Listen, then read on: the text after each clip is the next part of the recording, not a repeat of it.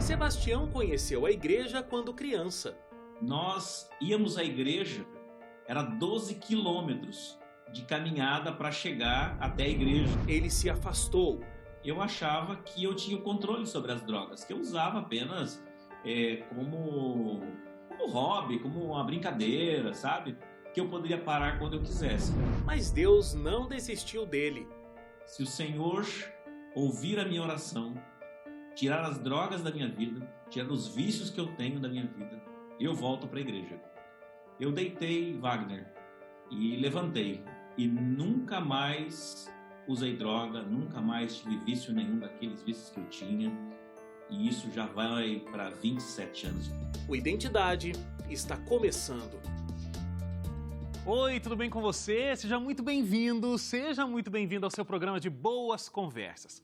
Aqui então, você sempre tem histórias que te inspiram, que te fazem perceber o cuidado de Deus. E a gente fala de muitos milagres atuais, né? Muito bonito ver Deus agindo na vida dos nossos convidados aqui. Muito obrigado pela sua audiência e pela sua companhia.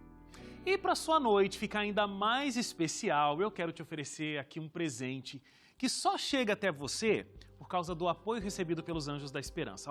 É a revista Verdades para o Tempo do Fim. Com essa revista, você vai descobrir, por exemplo, por que existem tantas religiões, o que a Bíblia ensina sobre morte e vários outros assuntos pertinentes para o tempo que a gente está vivendo. Quer ver um capítulo dessa revista que me deixa impressionado? É o capítulo 12, que está na página 47. Vamos ver se eu estou enxergando direito aqui. É muito interessante porque fala sobre a volta de Jesus, um evento que a gente espera com todo o nosso coração. O artigo, e olha a imagem de abertura do artigo, até palpita o coração, né? Porque diz que todo olho verá, a Bíblia fala isso, e todo mundo vai ver essa cena lindíssima que está aqui nesse capítulo da volta de Jesus, com toda a honra e toda a glória do céu, cercado de vários anjos. Todo olho vai ver. Então não vai chegar aqui no Brasil, lá no Japão não estão vendo, só vai ser lá no Oriente Médio Não, todo olho vivo verá. Vai ser incrível. E essa revista dá todos os detalhes apontando para as profecias bíblicas, tá? Não é a visão de nenhum pastor, não. É o que a Bíblia diz sobre a volta de Jesus e que todo olho vai ver. E tem muitas outras informações que são importantes, verdades para o tempo do fim desse mundo. Liga pra gente no horário comercial, 0 operadora 12 21 27 3121, o telefone tá aqui, 0 operadora 12 21 27 3121. Você pode também enviar uma mensagem no WhatsApp agora, tá aí com o celular na mão, dando bobeira, já manda aí uma mensagem pra gente, 12 98244 0077, 12 98244 0077. Você vai dizer que viu a revista Verdades para o Tempo do Fim aqui no Identidade, vai fazer um cadastro simples. Tanto a revista quanto ela chegar até a sua casa aí, não tem custo nenhum. É só pedir e chega aí para você, tá? E nessa noite, eu converso com o Sebastião Damasceno, mais conhecido como Sebá. Ele veio de uma realidade bastante difícil. Aos 14 anos já trabalhava e parou de estudar para ajudar em casa. Mas ele tinha o sonho de voltar para a sala de aula e ele acabou se tornando diretor de escola. Sebastião parou de estudar na 5ª série e teve que fazer supletivo do ensino fundamental e médio para entrar em uma universidade. Mas antes desse sonho aparecer em seu coração, Sebastião teve que superar várias dificuldades, inclusive o vício das drogas.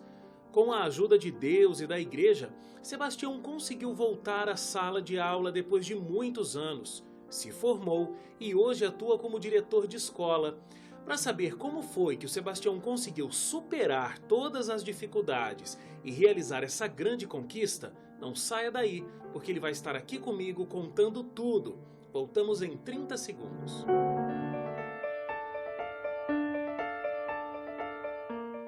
Já de volta aqui o Identidade e eu estou recebendo o Sebastião Damasceno, mas que todo mundo conhece como Sebá. E aí, Sebá, boa noite, tudo bem com você? Boa noite, Wagner. Tudo certo, tudo tranquilo. Então tá joia. Sebá, olha, você tem uma história muito rica de vida, né? Inclusive a grande realização de um sonho que é muito distante, inclusive para muitos brasileiros. Você conseguiu uma graduação que você sonhava muito em conseguir concluir. A gente vai contar sobre isso. E eu acho que a dificuldade já começa porque você vem de uma família humilde, né, do Paraná, onde você é o 10º filho. Você é o mais novo? Você tem 9 irmãos, é isso? Eu sou o mais novo, mas eu sou o 12º, viu, Ah, é Wagner? 12º. Rapaz, é muita gente, hein? É um time de futebol com reserva, né? Como é que é ter 11 irmãos? Olha, Wagner, é muito legal, sabe? Eu tenho irmãos que, na verdade, eles têm idade para ser meus pais, né? A diferença entre eu e a minha irmã mais velha é de 28 anos. Então realmente podia ser sua mãe, né? E eu imagino que você teve algumas mães, alguns pais, né? Por conta desse contexto familiar, né? Muita gente que ajudava no cuidado ali. Agora, a família, né? Seus pais eram católicos, mas vocês conhecem a Igreja Adventista? Porque um pastor passa, a cavalo, se eu não me engano, inclusive, né? Para poder convidar, passa a cavalo lá no sítio, para poder convidar vocês para uma série evangelística. E aí foi o primeiro contato com o adventismo. Você se lembra disso? Se recorda dessa situação? Eu tenho alguns insights, sabe? Nós morávamos no interior do Paraná, uma região assim, não era de tão fácil acesso na época, né? Uhum. E um pastor, quando eu conto, às vezes eu digo, né? Parece que eu estou falando de 1800, mas era de 1900 e ali 1980, né? Nossa família estava no interior e nós éramos católicos, né? Praticantes, e um pastor adventista chegando ali começou a fazer uma série evangelística. Ele foi lá, convidou a nossa família, e a partir daquela série evangelística tudo mudou em nossa vida. Me conta o que mudou. Vocês tomaram a decisão de aceitar o apelo lá naquela série evangelística? A partir daí, quais foram as mudanças? Minha mãe e minhas irmãs e os filhos menores, né? Eu e meu irmão também, porque já tinha gente casada nessa época, né? E elas começaram a frequentar essa série evangelística e nós deixamos de comer o que comíamos. Eu me lembro, assim, sabe, Wagner, vem na minha cabeça, assim, nós fazendo o pôr do sol e cantando Deixa a luz do céu entrar, e eu olhando para uma janela assim, imaginando que aquela luz ia entrar, né? Nós íamos à igreja, era 12 quilômetros de caminhada para chegar até a igreja, sabe? Minha mãe saía com aqueles filhos e era uma festa, né? Nós íamos a pé até a igreja, passávamos o sábado na igreja e voltávamos. Então, foi uma coisa muito marcante, né? A minha mãe, ela abria a Bíblia, reunia os filhos em volta da mesa, abria a Bíblia e fazia o culto conosco todos os dias. Aos 8 anos de idade que eu percebi que a minha mãe era analfabeta, né? Até questionei ela, perguntei, e ela disse assim, não, eu queria que vocês entendessem que a Bíblia é um livro importante, né? Então eu vejo quanta sabedoria naquela senhora que cuidava de tantos filhos, né? Sim. Bom, com mais ou menos 10 anos de idade, ou seja, bem novo, vocês se mudam para Curitiba, como você disse, né, a maioria dos irmãos aí já casados, e você teve que parar de estudar com 10 anos para começar a trabalhar. Aí você vendia frutas na rua, também engraxava sapatos, mas eu sei que você teve uma ideia muito criativa, muito boa, para conseguir chamar mais clientes. Me conta como é que foi essa história. Eu era engraxate, né?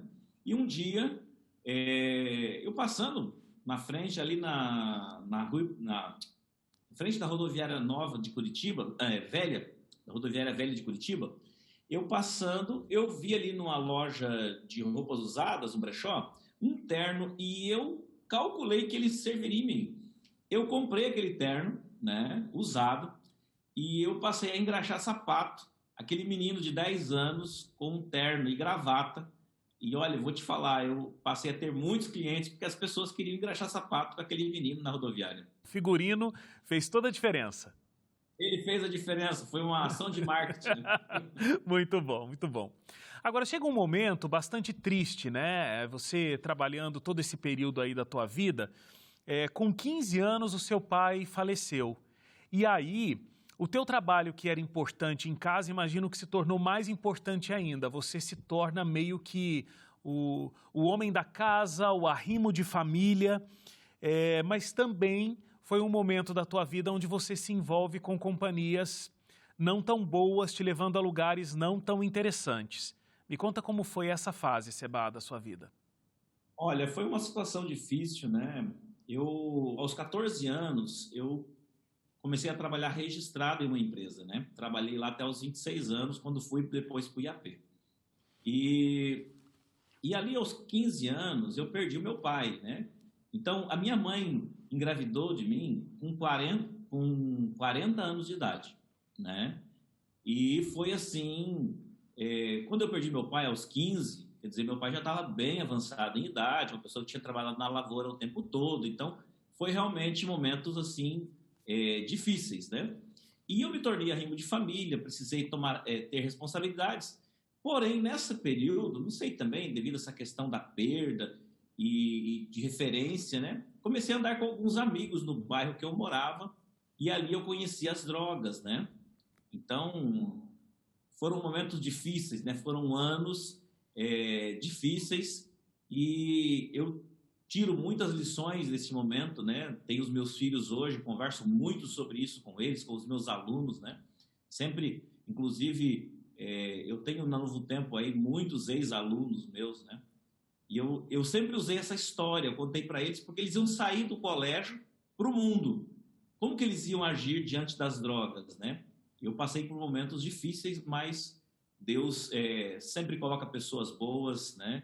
E a sua palavra, e eu consegui, em tempo oportuno, retroceder, né? Amém. Uma curiosidade que eu tenho é a seguinte, da sua mãe. Porque a sua mãe, mãezona, né? Mãe de 12. E ela tinha todo um cuidado com você. Nessa época, por exemplo, que você ia para festas e tudo mais, mesmo já com uma idade relativamente, né, avançada para uma mãe de adolescente e tal, ela levantava mesmo de madrugada quando você chegava, esquentava comida para você, com todo amor, com todo cuidado, né, muito característico das mães. Como é que ela reagiu quando descobriu que você estava usando drogas, de que você estava cada vez mais longe desse caminho que ela, as tuas irmãs decidiram, quando você ainda era tão novo, escolher, e agora ela vendo você trilhando um caminho tão diferente? Foi difícil, sabe? Ela já tinha uma certa desconfiança, né? Mas quando ela percebeu, e eu, nesse período, eu achava que eu tinha o controle sobre as drogas, que eu usava apenas como hobby, como uma brincadeira, sabe? Que eu poderia parar quando eu quisesse. Quando ela descobriu, eu tentei largar e eu não consegui. E o que me dava o desejo de largar era isso, né? Eu chegava das festas da noite e eu ia comer. E mãe é mãe, né? Ela preparava uma comidinha, estava na panela ali. Parece que ela sabia o que eu queria comer naquela noite. E eu ia comer frio. Ela levantava. Não vai comer frio, não. Esquentava. E enquanto eu comia, ela ia passando a mão na minha cabeça, conversando comigo, perguntando onde eu estava, com quem eu estava, né? E aquilo ia me fazendo mal, sabe? Eu vi que eu estava fazendo mal para minha mãe.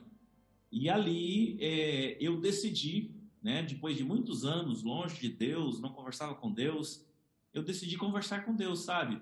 Eu falei para Deus, Deus, olha, tem algo errado aí, eu preciso mudar. Eu quero saber como é que foi, porque é bonito, né? Veja, ela não estava te criticando, ela não estava brigando com você porque você estava indo por um caminho diferente, ela estava te dando amor.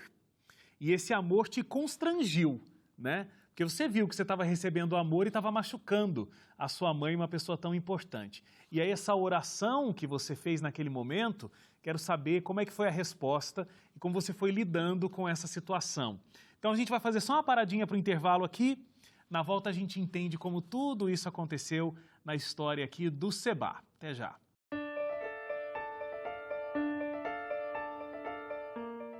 De volta ao Identidade, a gente está conversando com o Sebastião Damasceno, o Seba, né? Bastante conhecido como Seba. O Seba tem 11 irmãos, é o 12º filho, olha a família que grande. Com 10 anos já teve que parar de estudar e ir trabalhar. Com 15 anos perdeu o pai, se tornou o arrimo de família, mas ao mesmo tempo se envolveu com companhias, festas, drogas, mas o cuidado, o amor da mãe e a diferença, né? A mãe sabia os caminhos de Deus e sempre orava muito por ele, cuidava muito dele. E um dia o Seba fez uma oração pedindo que Deus mudasse a vida dele. E aí a gente terminou a nossa conversa ali no primeiro bloco bem nesse momento. Como é que foi isso, Seba? Deus respondeu como essa oração? Eu estava indo para a danceteria que tinha em Curitiba e era assim, uma época de inverno, sabe? E aí eu fui buscar uma jaqueta, falei para os colegas, vou pegar uma blusa em casa, já volto. Quando eu cheguei para pegar a blusa, minha mãe estava ajoelhada no quarto dela orando e eu ouvi a oração dela pedindo que Deus me abençoasse, me protegesse, me livrasse e tal. E eu decidi ir embora sem a jaqueta mesmo. E lá durante a noite, eu não fiquei legal, falei, vou embora. Vim embora, não comi para não acordá-la, fui direto para a cama, mas ali eu estava bêbado, estava drogado, e eu orei a Deus. Eu disse, Deus, eu não sei se o Senhor existe, eu não sei se o Senhor ouve as pessoas, e eu nem estou fazendo isso pelo Senhor, eu estou fazendo pela minha mãe. Se o Senhor ouvir a minha oração, tirar as drogas da minha vida, tirar os vícios que eu tenho da minha vida, eu volto para a igreja. Eu deitei, Wagner, e levantei, e nunca mais usei droga, nunca mais tive vício nenhum daqueles vícios que eu tinha, e isso já vai para 27 anos. Você está brincando, naquele momento da oração você pediu isso e você nunca mais teve vontade de usar droga ou teve vontade, mas segurou? Nunca mais. Aí é uma oração realmente fervorosa e atendida imediatamente, né, Seba? Eu fico impressionado como Deus ouve um bêbado e drogado, né? Mas algumas pessoas querem saber como. Eu, infelizmente, não sei dizer como. Sei dizer quem. Jesus. Não é o como, mas é o quem que fez toda a diferença aí, né? Seba, primeira coisa, como é que a sua mãe reagiu vendo o filho transformado? Vendo não só o filho transformado, mas a oração dela também pelo filho sendo atendida? Foi um momento muito gostoso, né? Dia 24 de dezembro de 94, ela teve o privilégio de ver a gente descendo as águas do batismo, sabe? Eu fico feliz de ter dado esse presente para minha mãe, porque eu sei que isso foi um presente que ela pediu para Deus e Deus concedeu a ela. Que legal, sensacional. Agora, Seba, você começa a se envolver muito com a igreja, né? Com projetos da igreja e tudo mais. Se torna um membro ativo da Igreja Adventista do Sétimo Dia depois do batismo. E aí, você tem o desejo de fazer teologia. Só que você tinha parado de estudar com 10 anos. Como é que você retoma o sonho de estudar? E como é que estava a situação financeira? Porque você ainda tinha que trabalhar, né? Me casei aos 17 anos, né? E eu digo que a minha esposa, ela tem, assim, parte fundamental naquilo que nós alcançamos de sucesso, uma pessoa que veio para Jesus assim com o coração muito aberto também, né? E ali, um dia eu falei para ela, e ela me incomodava, ela dizia, você tem que estudar, né? Você tem que voltar para a escola. E eu estava na 5ª série primária. Um dia, ela trabalhava na associação ali hoje é a Central Paranaense, mas era Sul Paranaense naquela época. Ela era zeladora ali, né? E tinha sempre um programa de cultos. E uma outra jovem da igreja convidou para que eu fosse fazer um culto lá. Eu preguei lá na associação e aí um pastor, eu acho que é o departamental de educação, perguntou se eu era professor, se eu era diretor de escola. E aquilo ficou no meu coração, rapaz. Eu trabalhava numa empresa, eu fiz o supletivo e quando eu terminei o supletivo, rapaz, Deus tocou no meu coração para eu ir para o colégio, né? Vontade de fazer teologia. Eu abandonei uma empresa de 12 anos que eu trabalhava. Estava bem empregado, ganhava bem, né? Era reconhecido no mercado de trabalho ali. E Deus me chamou e eu fui para a comportagem, eu tirei a bolsa e enquanto eu tive um pastor que me incentivou muito, né? O pastor João Júnior, me levou inclusive no NASP, para conhecer o NASP, mas aí eu não passei no vestibular, sabe? Foi a coisa mais normal, uma pessoa fez supletivo, né? Uhum. E aquilo me trouxe assim, um impacto, né? E aí decidimos por um outro rumo. É o plano B, né? Qual era o plano B? Me conta. O plano B foi fazer fonoaudiologia no IAP, né?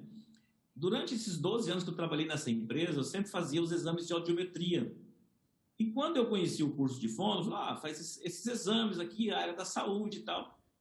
Eu fui para o IAP. Rapaz, não foi fácil, né? Fazer um curso de saúde. Claro. Então, imagina um curso de saúde, você tendo só o supletivo, né? Então, eu comecei a fazer a faculdade, dificuldade, os amigos ajudavam bastante, né? Pessoas maduras também. Só que eu comecei a fazer 3 horas de biblioteca todos os dias. Todos os dias. Após Intensivo. o almoço, biblioteca, uma gama de gente me ajudou muito, né? Na escrita, na pronúncia. E assim, mas eu tinha uma vontade de vencer, rapaz, assim, enorme, sabe? E graças ao bom Deus, os 2 últimos anos, eu consegui, assim, excelentes notas. No último ano, eu gabaritei todas as minhas provas. Eu conseguia trabalhar, muita gente queria participar dos grupos de estudos, né? Eu vejo a mão de Deus e a misericórdia dele mesmo, né? Por um rapaz que tinha muita vontade. Amém. Como é bonito ver essa força de vontade, porque veja, ia lá depois do almoço no tempo que tinha e fazia 3 horas de biblioteca. Devia bater um sono, mas a força de vontade era muito maior, né? De conseguir superar tudo isso. E terminado esse sonho da graduação em fonoaudiologia, você quis enveredar pela área da educação, até imagino, né? A educação sempre foi um sonho teu, né? Você queria estudar e agora você queria estar nessa área onde você ajudava outras pessoas a realizarem esse sonho também. E aí você fez uma pós em gestão educacional, né? E você trabalhou como diretor de escola e em várias funções administrativas dentro da área educacional. Me fala um pouco de como é um menino que deixa de estudar com 10 anos, né? E aí tem toda essa luta e faz supletivo e quase não dá conta da faculdade por conta de não ter vivido, né, uma vida acadêmica como os outros teus colegas de classe, na maioria. Como essa experiência te ajudou a ajudar os alunos que passaram pela tua carreira? Eu comecei trabalhando no jardim do IAP. Eu era tiozinho do jardim, os alunos chamavam, né? Tiozinho do jardim. Cuidava dos alunos internos ali no pátio. E depois eu fui preceptor 3 anos. Fui coordenador dos preceptores. E depois eu fui diretor interno do IAP também, né? Trabalhei ali com pessoas maravilhosas, pastor Brás, pastor Pazini, pessoas que somaram muito na minha vida. O pastor Pazini é uma grande referência para mim na educação, né? Me aconselhou, foi assim um grande, não vou dizer que foi um pai, porque a diferença de idade não é tão distante, mas foi um irmão mais velho, assim, que me ajudou muito, né? E sempre me norteou por aquilo que era a referência da igreja, né? Uhum. Olha, pelo Espírito de Profecia, olha, a igreja trabalha assim, a Bíblia diz assim. E eu pude usar a minha experiência para ajudar muitos alunos no internato. Hoje eu tenho muitos ex-alunos que enfrentaram a situação das drogas e eu consegui ajudá-los. Eu vejo que Deus me levou para lá para realizar o meu sonho, mas também para realizar o sonho de Deus na vida desses meninos e meninas que eu tive contato. Que bênção, é o que eu digo aqui com alguns convidados. Que maravilha que Deus te resgatou. E eu acho que a tua história resume muito bem aquele versículo da Bíblia que diz que é Deus quem opera o querer e o efetuar. Você levantou, você falou o amém de uma oração e foi livre de tantas coisas que as pessoas não conseguem se livrar durante uma vida, mesmo querendo, né? Um vício nas drogas. Parabéns pela tua fé, pela tua força e por você ter decidido reencontrar a Deus. Seba, e muito obrigado por ter compartilhado essa tremenda história de fé, de superação e, acima de tudo, de reencontro com Deus. Obrigado mesmo e que Ele continue te abençoando. Amém, eu agradeço. E gostaria de concluir dizendo, né, hoje eu continuo servindo na educação, eu sirvo a educação há 18 anos, estou aqui na Associação Catarinense, né, trabalho no Colégio de Itajaí, com meninos e meninas, amo lidar com alunos todos os dias, né? Eu vejo que Deus me queria no ministério, não no ministério pastoral, apesar de que eu vejo um ministério pastoral dentro da escola também, né? Mas Deus me queria na área da educação. Amém, amém. Muito obrigado, Seba, que Deus te abençoe. Obrigado a você também que ficou com a gente até agora. A gente se encontra amanhã às 11h30 da noite com mais uma linda história para você. Até lá. Tchau, tchau.